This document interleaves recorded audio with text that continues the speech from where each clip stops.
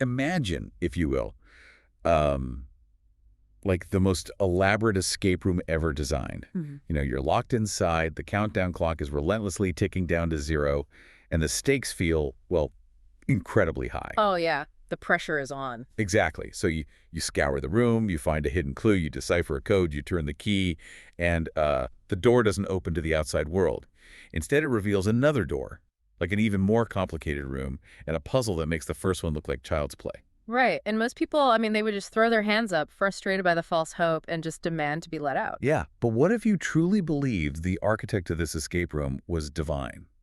Like, what if you believed the very act of continuing to search of, refusing to quit when a door remains locked, was exactly the devotion the architect was demanding of you? Well, the architecture of that room isn't built with drywall and padlocks, right? It's constructed from ancient Hebrew syntax, the orbital mechanics of the solar system, and even modern geopolitical headlines. It's wild. And that's exactly what we're looking at today. Welcome to the Deep Dive.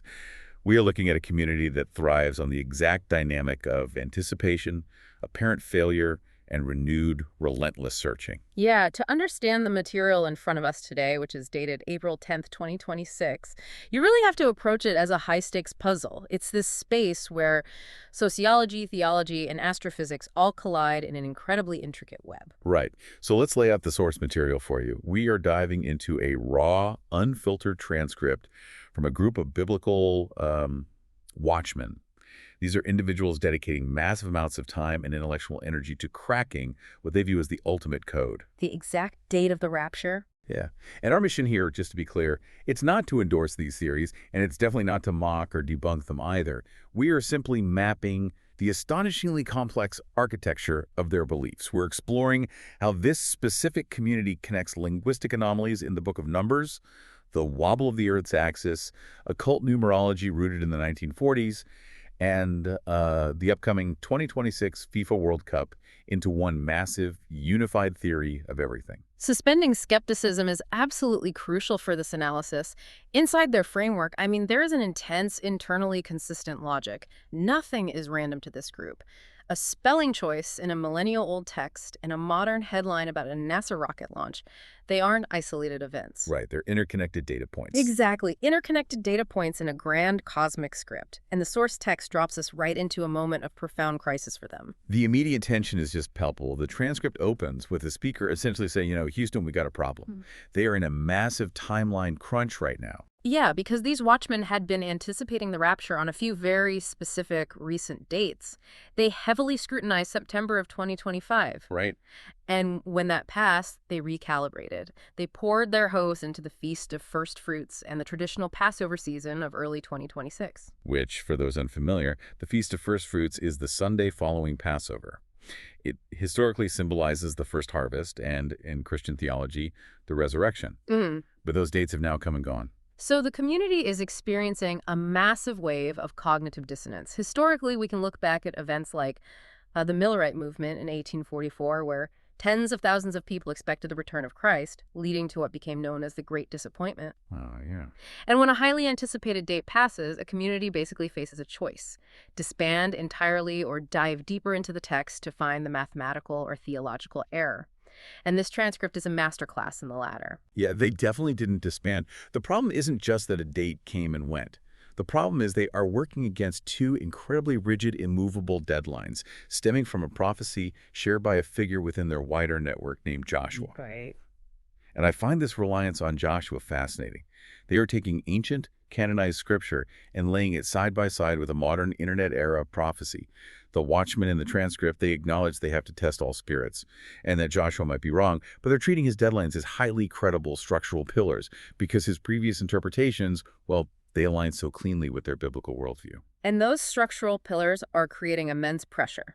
So the first hard deadline is May 14th, 2026. That is the anniversary of Israel becoming a modern nation in 1948. Right, the 70th anniversary. Well, Joshua's prophecy specifically claims the rapture will happen when Israel is 77 years old. So on May 14th, 2026, Israel turns 78. By their logic, a hard stop exists. The event must happen before mid-May. Okay, and the second deadline shifts from theology to global culture. Joshua's prophecy claims there will be no 2026 FIFA World Cup. Wow. Yeah. The reasoning is that the rapture will have already occurred, plunging the global infrastructure into a state of chaos where an international sporting event of that magnitude is just impossible. And the World Cup begins on June 11th. So you have this dual countdown clock, a theological deadline in May, and a geopolitical deadline in June. Which brings us to a major roadblock they call the Pentecost problem. In eschatological circles, Pentecost, or Shavuot, is traditionally a massive high watch date. It commemorates the wheat harvest and the giving of the law at Sinai. And in the New Testament, it marks the descent of the Holy Spirit and the birth of the church, right? Exactly. Logically, many watchmen believe the church will be removed on the anniversary of its birth. But the math doesn't work for them this year. In 2026, Pentecost falls between May 21st and May 23rd. That is a full week after Israel turned 78. It completely shatters the May 14th deadline. The timeline seems entirely broken. Yeah, they have roughly a month left to find an appointed time, like a biblical feast or festival that fits into this shrinking window. If they can't, the entire predictive model collapses. Okay, I have to address the elephant in the room, though. The Gospel of Matthew explicitly records Jesus saying, but concerning that day and hour, no one knows, not even the angels of heaven, nor the Son, but the Father only. How does a community dedicated to biblical literalism bypass such a direct command to stop looking? Well, they don't bypass it. They fundamentally reinterpret its intent through a relational and cultural lens.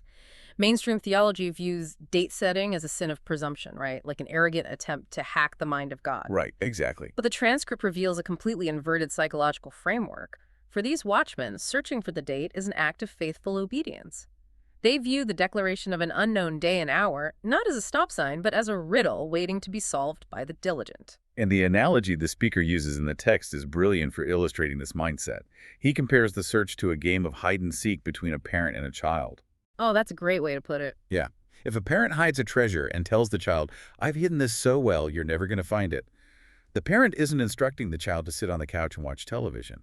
The parent is issuing a challenge. You want them to look. Exactly. Yeah. The parent wants the child to tear the living room apart looking for it. The joy is in the game. It frames their exhaustive research as an active pursuit of divine wisdom, heavily referencing the book of Proverbs. It is the glory of God to conceal things, but the glory of kings is to search things out. So they view themselves as the kings in that verse. Yes, the modern equivalents of the Magi. The transcript makes a really poignant historical comparison, pointing out that during the 1st century, the entrenched religious establishment in Jerusalem completely missed the signs of the Messiah. The only people who successfully calculated the arrival were the wise men from the East, who were actively tracking astronomical anomalies and studying ancient prophecies. So they are adopting the identity of the outsider who knows the truth. You have to marvel at the psychological resilience required to maintain that identity, to face the disappointment of a past date, to endure the mockery of the outside world, and yet maintain the emotional energy to dive back into a 3,000-year-old text to find the next hidden clue. It's exhausting just to think about. It really is. And because Pentecost is ruled out, they need a hidden back door in the biblical calendar, a forgotten clause that fits between April 10th and May 14th. And the backdoor they uncover is arguably the centerpiece of their entire 2026 theory. The speaker enthusiastically introduces a concept that many in his own study group were completely unaware of. Second Passover. Right, Second Passover, Pesach Sheni. It's found buried deep in the Levitical laws of the Book of Numbers, specifically chapter 9. I want you to picture the historical context of Numbers 9. The Israelites are exactly 1 year out of Egypt. They are encamped in the harsh wilderness of Sinai. God instructs Moses that it is time to celebrate the Passover, just as they did the year prior, on the 14th day of the first month, Nisan. But the narrative introduces a bureaucratic glitch. A group of men approaches Moses with a severe dilemma. They had been involved in burying a human corpse. Under the strict purity laws of the encampment, touching a dead body makes a person ritually unclean for 7 days. So they can't participate. Exactly. Because of this defilement, they are legally forbidden from participating in the Passover sacrifice. The men are essentially filing a grievance. They say to Moses, "We want to honor God. We want to participate in the national act of salvation. Why should we be excluded just because we were fulfilling the necessary duty of handling a dead body?" Moses is stumped. He has no precedent for this, so he takes the case directly to God. And God's response establishes an unprecedented legal exception. He institutes a brand new appointed time. He decrees that anyone who is ritually unclean because of a dead body, or, and this addition is vital to the Watchman's theory, anyone who is on a far journey, can celebrate a second Passover exactly 1 month later. 1 month later. Yeah, on the 14th day of the second month, the month of Iyar. They are commanded to observe all the same rites, eating the unleavened bread and bitter herbs, but on a 1 month delay. And when you look at the calendar for the year 2026, the 14th of Iyar falls right around May 1st and May 2nd. That perfectly slides into the shrinking window before the May 14th deadline. It is the exact puzzle piece they needed. It really is. But I struggle to see how they leap from a local law in the Sinai Desert regarding burial practices to a global apocalyptic exemption clause.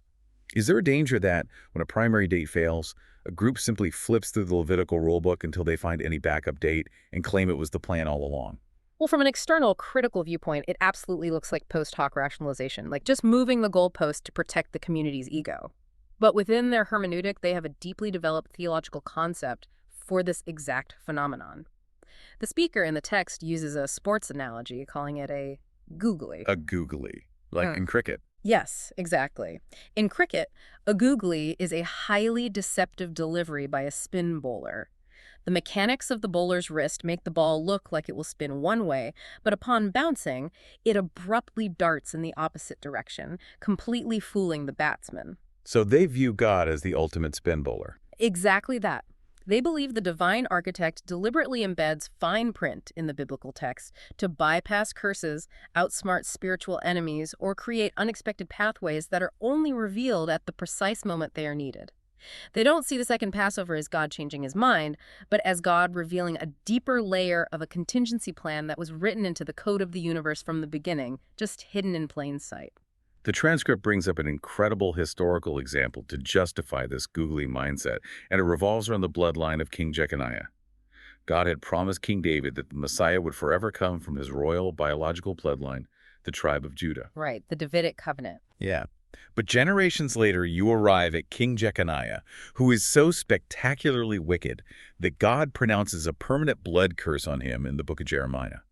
God decrees that no biological descendant of Jeconiah will ever prosper or sit on the throne of David. And that curse creates a massive theological paradox.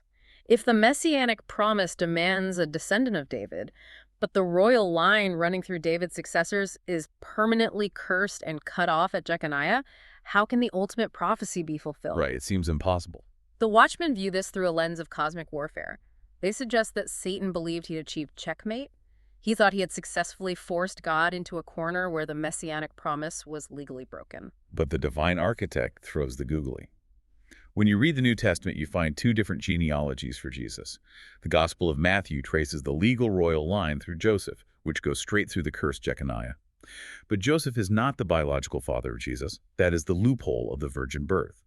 Joseph provides the legal right to the throne without passing on the cursed blood. And then the Gospel of Luke traces the biological line through Mary, going back to David through a different son, Nathan, bypassing Jeconiah entirely. It's a good crazy workaround. It is, but the complexity deepens because ancient Jewish law dictates that tribal inheritance and lineage pass exclusively through the father. A mother cannot independently transmit the royal lineage. To resolve this, the Watchmen point to an incredibly obscure legal ruling found back in the Book of Numbers involving the daughters of Zelophehad. Who was Zelophehad? He was a man who died leaving only daughters and no sons. The daughters petitioned Moses, arguing their father's name and inheritance shouldn't be erased just because he lacked a male heir. And God rules in favor of the daughters. He decrees that if a man dies without a son, the inheritance transfers to the daughter, provided she marries within her own tribe. This seemingly minor bureaucratic legal precedent from the wilderness wanderings becomes the exact legal mechanism that allows Mary, who married Joseph for her same tribe, to carry the biological Davidic line, completely bypassing the curse on Jeconiah. It is a legal masterstroke. For the Watchmen, the Jeconiah paradox proves definitively that God works in exceptions, hidden clauses, and delayed reveals. So when the initial Passover date fails, uncovering the second Passover isn't seen as a desperate grasp at straws. It is viewed as uncovering a prophetic googly. They feel the outside world is mocking them, unaware that a perfectly crafted backup date is waiting in the wings. Finding a backup date in the Book of Numbers is one thing, but to elevate Second Passover from a historical quirk to an airtight prophetic guarantee for 2026, they have to weave it into the broader narrative of the New Testament. They achieve this using a fascinating ancient hermeneutical tool called Gezara Shava. Walk us through how this linguistic detective work functions. Sure. Gezara Shava is a traditional Jewish rule of textual interpretation, utilized heavily by ancient rabbinic scholars and even by the Apostle Paul in his epistles. The foundational principle is this. If you find a highly specific, rare Hebrew word or phrase appearing in two entirely different, seemingly unrelated texts, it is not a coincidence. The shared vocabulary acts as a divine hyperlink. A divine hyperlink. I love that concept. Right. The reader is intended to pull the context, theme, and meaning from the first text and overlay it onto the second text. They are prophetically locked together. It turns the Bible into an interconnected network of data. The group applies this to the conditions for Second Passover in Numbers 9. The two conditions for missing the first Passover are touching a dead body or being on a far journey. They isolate the exact Hebrew phrase used for far journey, Derek Raycock. Derek Raycock, yeah. They run a search through the original Hebrew manuscripts of the entire Old Testament to see where else those two specific words appear together. And the results of that search are what send the thrill through this community. The phrase Derek Raycock appears in only one other place in the entire Old Testament. It is found in Proverbs chapter 7, verse 19. Let's read the scene in Proverbs 7. It is a vividly descriptive, almost cinematic poem warning a young man against the seductions of an adulterous woman. She is standing in the street, trying to lure this foolish young man into her home. She offers him a highly specific excuse for why they won't be caught. What does she say? She says, "For my husband is not at home. He has gone on a long journey." There is the hyperlink. Derek Raycock. But she provides additional crucial details. She mentions her husband took a bag of money, specifically silver or kesef, with him, and she provides a timeline for his return, saying he will come home at the appointed time. The Hebrew word translated as appointed time in that passage requires its own linguistic deep dive. The word is kisa. It's a rare term. While some debate exists in theological circles, with some arguing it refers to a new moon based on translations of Psalm 81, the watchman in the transcript conducts his own analysis and concludes Kisa definitively refers to a full moon. A full moon? Yes, specifically a moon completely covered or concealed by the sun's light during a solemn feast day. Okay, let's synthesize the data they've gathered so far. By clicking this ancient hyperlink, they have connected the backup holiday for a far journey in Numbers to a story about a husband on a far journey in Proverbs. Now, they must identify the husband. Throughout the prophetic books of the Old Testament, like Hosea and Ezekiel, the nation of Israel is repeatedly depicted as an unfaithful, adulterous wife. Her husband is the Lord, the divine bridegroom. Therefore, the husband who went on the Derek Raycock is Christ. And the symbolism locks into place perfectly when they turn to the New Testament parables. The speaker highlights Matthew 25 and Mark 13, where Jesus explicitly compares the kingdom of heaven to a man traveling to a far country. Before this man leaves, he entrusts his servants with talents. Which, a talent in the ancient world wasn't a coin, it was a heavy weight of silver. This directly mirrors the husband in Proverbs who took a bag of silver on his journey. Exactly. Then you look at the famous parable of the 10 virgins in Matthew 25. What is the central tension of that story? The bridegroom is delayed, the virgins fall asleep waiting because he's been gone for so long. So the Gezara Shava creates a tightly woven, internally validating web of meaning. Numbers 9 establishes a delayed festival for those on a far journey. Proverbs 7 identifies the one on the far journey as a husband promising to return on the full moon. The Gospels identify Jesus as the bridegroom who travels to a far country and is delayed. Because the second Passover always falls on the 14th day of the Hebrew lunar month, it is astronomically a full moon. The hyperlink locks the date in perfectly. The delayed bridegroom must return on the delayed Passover. The intellectual satisfaction of solving that puzzle must be intoxicating for them. Oh, absolutely. Yeah. But they don't stop at the far journey. They also address the second condition of Numbers 9, touching a dead body. If the rapture is intended for the global church, how can the entire church fit the criteria of being ritually defiled by a corpse? That's where the speaker dives back into the underlying Hebrew roots to solve this.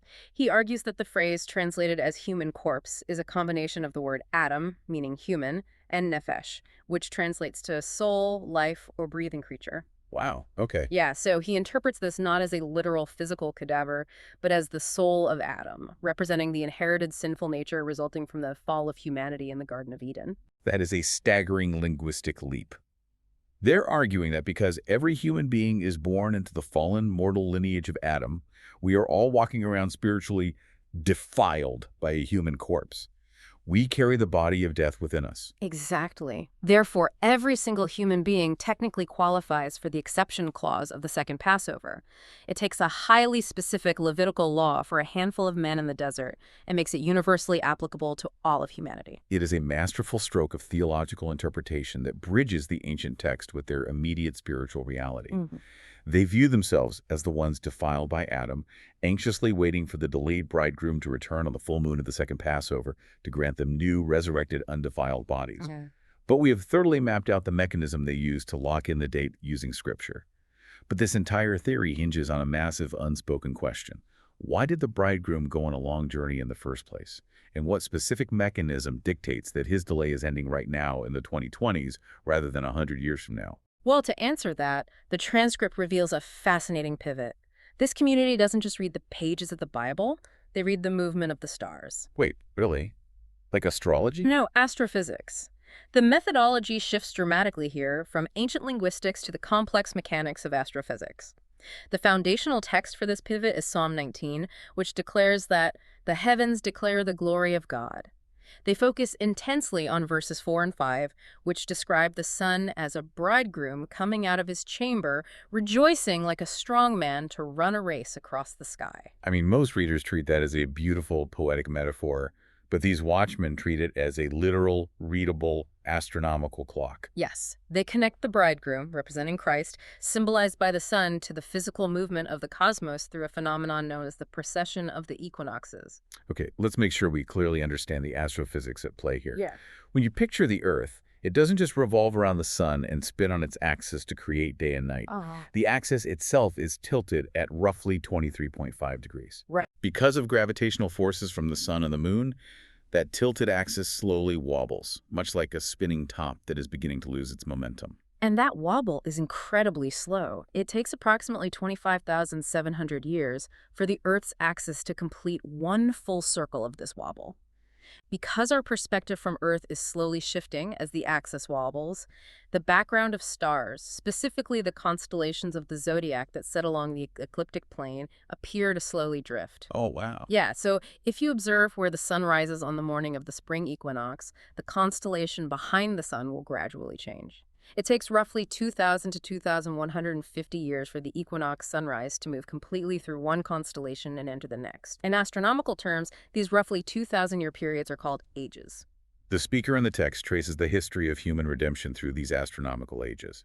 He points out that roughly 4,000 years ago, during the time of Abraham and the original exodus from Egypt, the spring equinox sun was rising in the constellation of Aries, the ram. This perfectly aligns with the biblical symbology of the Passover lamb and the ram caught in the thicket.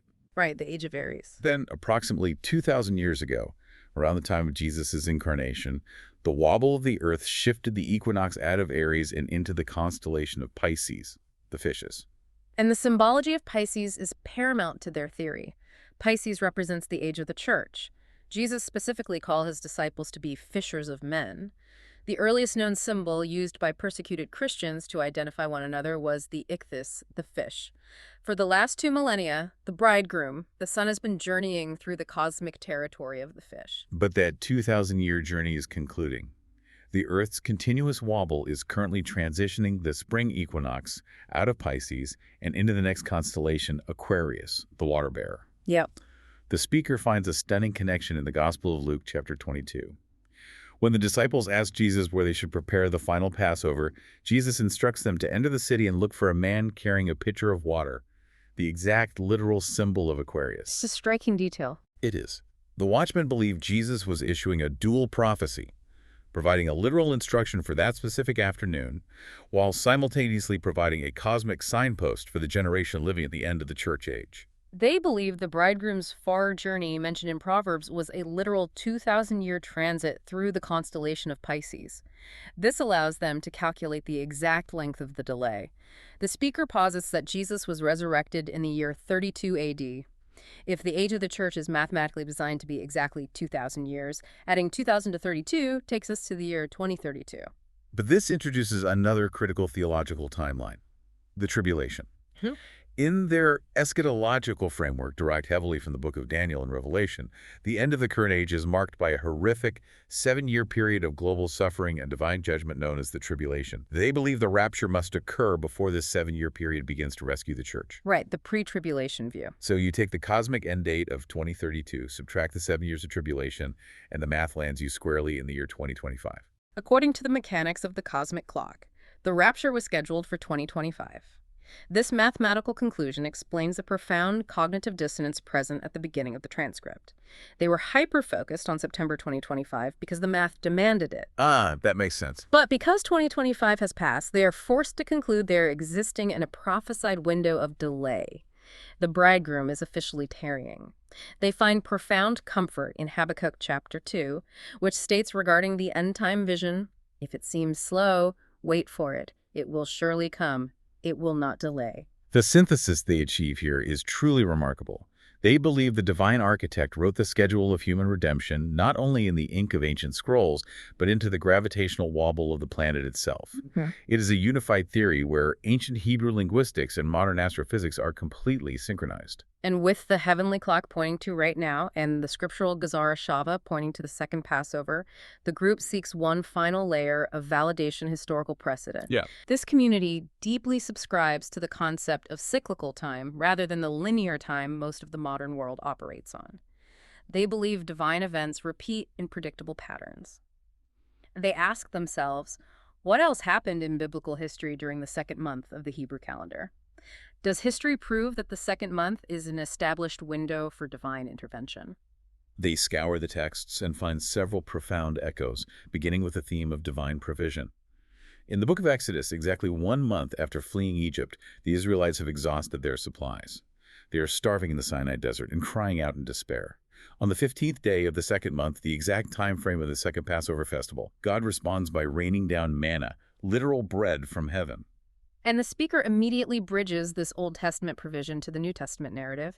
He highlights that Jesus explicitly referred to himself as the bread of life that came down from heaven. And when did Jesus make that specific claim in the Gospel of John? It was immediately following the miracle of feeding the 5,000. While academic scholars debate the precise chronological timing of the Gospels, the watchmen in this transcript operate on the firm assumption that the feeding of the 5,000 occurred during the season of the second Passover, perfectly linking the physical bread in Exodus to the spiritual bread in the Gospels. The conversation in the transcript takes a delightful, almost quirky detour at this point, exploring the numbers involved in the feeding of the 5,000. Jesus multiplies 5 loaves of bread and 2 fish. One of the participants playfully relates the numbers 5 and 2 to the modern structure of the work week, laboring for 5 days and resting for 2. Yeah, I saw that. But the main speaker seizes on the numbers to make a serious structural connection. He points out that in the parable of the talents, the exact parable they relied on to establish the far journey of the bridegroom, the master hands out varying amounts of silver to his servants. The amounts given to the faithful servants are precisely 5 talents and 2 talents.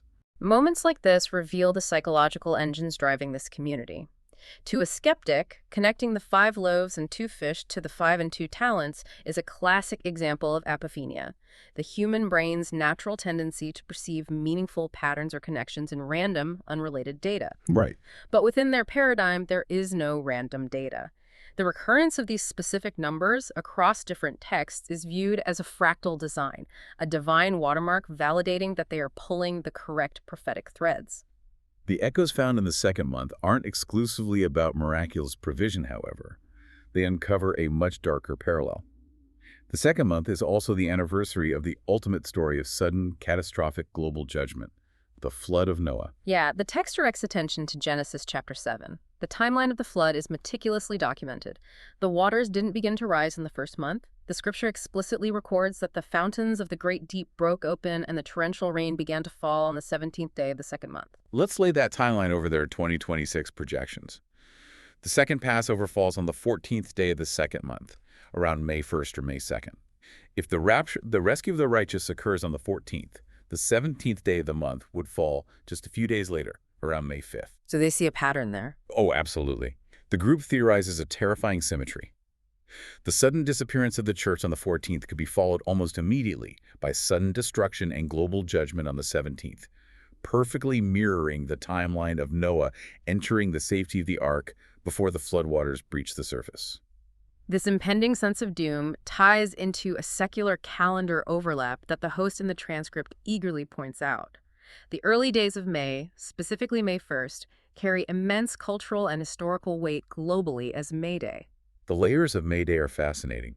In ancient pagan traditions, it was Beltane, a spring festival marking the halfway point between the spring equinox and the summer solstice, a cross-quarter day often associated with rituals regarding the boundary between the physical and spiritual worlds. Yeah. In the modern era, May 1st is the International Labor Holiday, which the Watchmen interpret through the biblical metaphor of the labor pains preceding the end times, described in Matthew 24.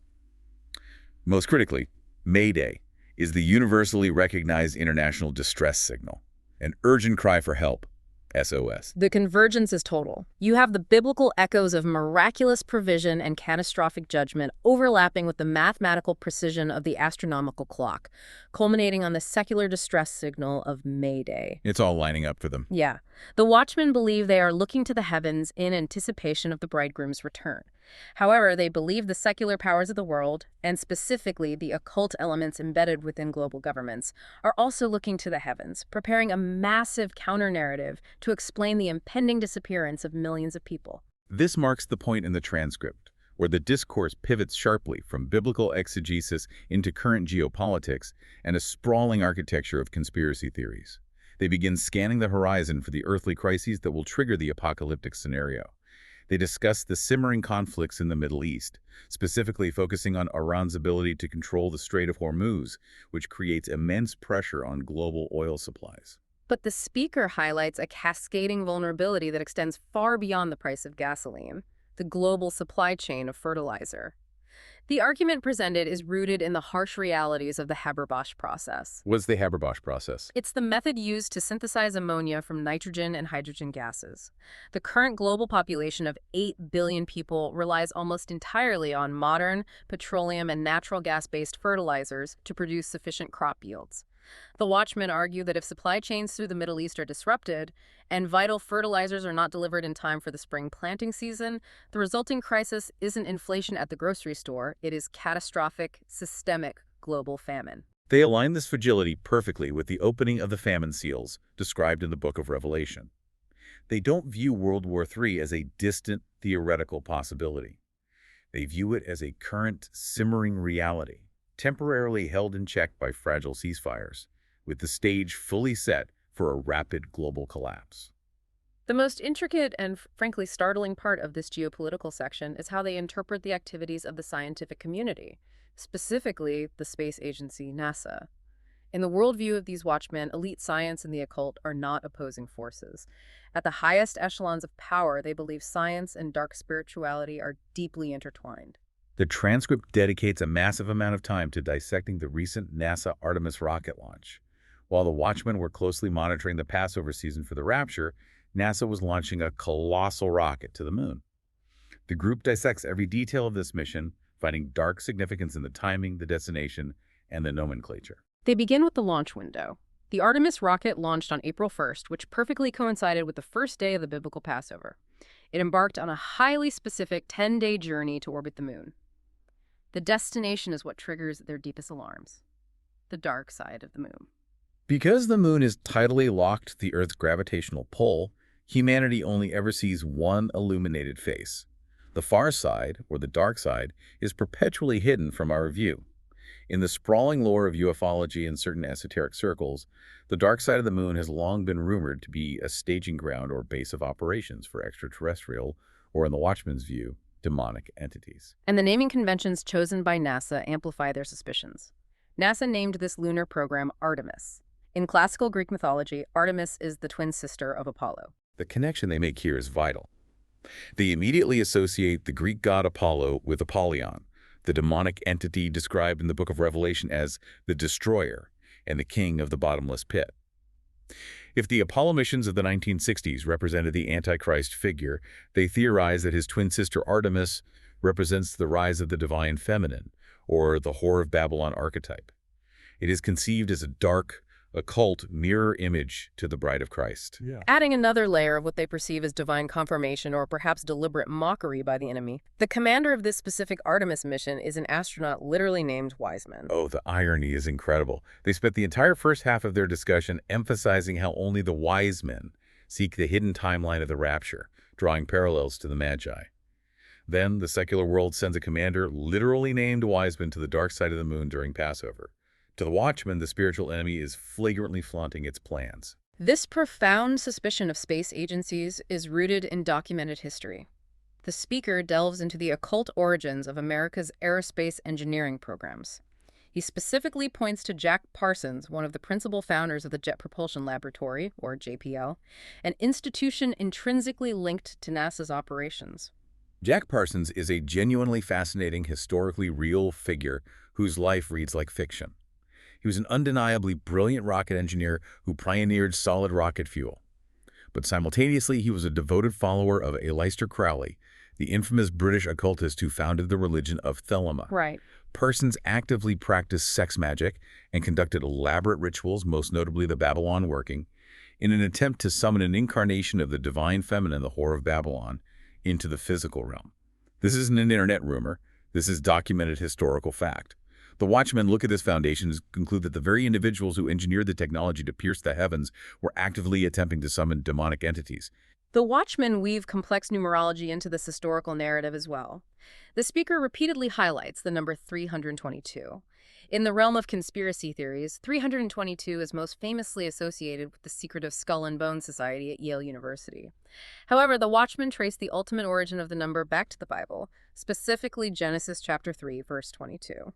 That verse reads, "And the Lord God said, Behold, the man is become as one of us, to know good and evil." It is the pivotal moment immediately following the fall in the Garden of Eden, where humanity attempts to grasp at divine knowledge and status. To the Watchman, the number 322 represents the original, ultimate satanic lie, the belief that man can elevate himself to godhood through secret knowledge and advanced technology. To solidify this connection, the speaker points out a striking architectural detail of the Artemis rocket. The total height of the launch vehicle is precisely 322 feet. Wow. When you look at how they stack these data points, a rocket launching on Passover, traveling to the dark side of the moon, named after the twin of Apollyon, commanded by a man named Wiseman, built on the scientific foundation of an Aleister Crowley disciple standing exactly 322 feet tall. It constructs an incredibly compelling, terrifying, and internally consistent narrative for them.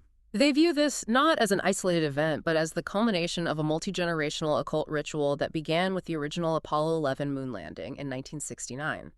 The speaker notes that 1969 was a year of immense significance in the occult calendar, marking the publication of Anton LaVey's Satanic Bible.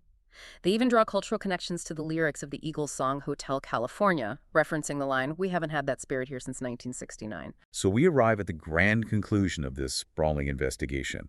The Watchmen believe the Artemis mission is not a scientific endeavor to map lunar craters. They believe Commander Wiseman and his crew are engaging in a clandestine meeting with fallen angels or demonic entities stationed on the dark side of the moon. They believe the governments of the world are receiving final instructions for the next phase of the apocalyptic timeline. And the necessity of this meeting is tied directly to their timeline. According to their calculations, the rapture is imminent, likely occurring around the second Passover. When millions of Christians suddenly vanish from the globe, the secular governments will face an unprecedented crisis. They will require an immediate, plausible cover story to prevent mass global panic and maintain authoritarian control. The Watchmen assert that this pre-planned cover story will be alien disclosure. The authorities will step forward and claim that highly advanced extraterrestrials have intervened and removed a segment of the population. And as the absolute ultimate piece of confirming evidence, the speaker notes a Hollywood release schedule. The legendary director Steven Spielberg is slated to release a massive new blockbuster movie focused entirely on UFOs. And the scheduled release date for this film, June 12th. June 12th. The exact day immediately following Joshua's hard deadline of June 11th for the disruption of the FIFA World Cup. They believe the entertainment industry, the government space agencies, and dark spiritual forces are perfectly chronologically synchronized to deploy the grand alien deception the exact moment the rapture occurs. It is a breathtaking synthesis of information. Within the confines of their escape room, nothing is dismissed as coincidence. A grammatical choice in the Book of Numbers, The physical height of a NASA rocket, the global supply chain of nitrogen fertilizer, the gravitational wobble of the Earth's axis, and the release date of a Hollywood summer blockbuster are all vital, interconnected components of a singular cosmic script arriving at its climax between April 10th and May 14th, 2026. The sheer mental processing power required to hold all of these connections together, to build your entire daily life and worldview around them, is exhausting just to analyze. As we close the book on this source text, I have to reflect on the humanity of the people participating in this transcript. Despite the wild nature of their theories, there is a profound humility to them. They explicitly acknowledge they might be entirely wrong. They actually laugh at themselves, listing off the numerous past dates they have meticulously calculated and gotten wrong over the last decade. They are acutely aware that the outside world views them as completely unhinged. But their perseverance is remarkable. The modern world operates entirely on linear time, a straight line moving from past to future, focused on progress and measurable outcomes. When an outcome fails in linear time, it is discarded. But this community lives entirely in cyclical time. In cyclical time, a failed date isn't a failure of the system. It is merely a sign that the wheel hasn't finished turning. Right, they're just waiting for the next turn. Exactly. They are waiting for the season to cycle back around to the correct appointed time. For them, eschatology isn't just a predictive tool, it is a psychological sanctuary. It is a framework that imposes divine order on a geopolitical landscape that feels chaotic, frightening, and entirely out of their control. By constantly calculating the end, they are actively managing their anxiety about the present. That's a really profound way to look at it. And here's something for you to mull over as we finish up. When people look for a grand design with this much intensity, what happens to the community when the date passes? Does the timeline breaking actually break their faith? Or is the profound human act of waiting, searching, and finding order in a chaotic world actually the glue that holds them together? Perhaps, for the deeply committed watcher, the true destination isn't actually the literal end of the world. Perhaps the true destination is the community formed, the meaning generated, and the comfort found in the shared, relentless journey of looking for it.